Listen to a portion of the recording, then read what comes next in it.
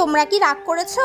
একটু হওয়ার কথা রাগ, কিন্তু আমার কিন্তু কোনো দোষ নেই। ব্লগ আমি ডেইলি বানিয়েছি, কিন্তু এডিট করার সময় পাইনি। খুব একটা যে ব্যস্ত ছিলাম এরকম না, দুদিন আর কি রেস্ট নিলাম। এই 2-3 দিনে যে কটা ব্লগ বানিয়েছি আস্তে আস্তে আপলোড করে দেবো। আজকের ব্লগটা সেই সকাল থেকে শুরু করিনি। দুপুরবেলা মা খিচুড়ি করেছিল আজকে বাড়িতে, আমি আর বোনই বলেছিলাম করতে, যেহেতু খিচুড়ি বানানোর সবকিছুই ঘরে ছিল।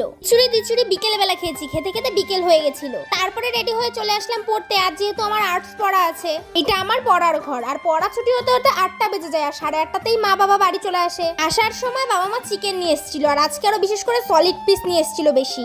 আর একটু পকোড়া বানিয়েছিলাম, যেহেতু পকোড়ারও সবকিছু বাড়িতেই ছিল।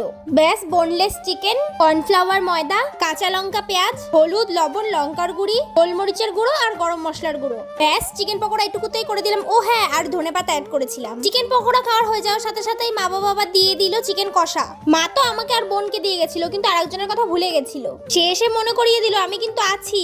আর হ্যাঁ, তোমরা 2-1 মাসের ভিতরেই আমার 100টা সাবস্ক্রাইবার পূর্ণ করে দিয়েছো, যার জন্য আমি প্রচুর থ্যাঙ্কসফুল। তোমরা আমার পাশে থেকো, যাতে আমি ভবিষ্যতে 100 থেকে 100,000-এ নিয়ে যেতে পারি। চ্যানেলটাকে সাবস্ক্রাইব করে আমার পাশে থেকো, যাতে আমি ভিডিও ছাড়লে সবার আগে তোমাদের কাছে যায়। চিকেন কষা খাওয়ার পরে রাতের খাবার খেয়ে নিয়েছিলাম, তখন আর ক্লিপ নেওয়া হয়নি। খাওয়া দাওয়া করে যখন খাটে আসলাম শুতে, তখন বাবলিও চলে আসলো পেছন পেছন। সোয়েটারটা পরিয়ে দিয়েছি, অবস্থাটা দেখো। তোমরা কোথায় যাচ্ছ সাবস্ক্রাইব না করে? বাই।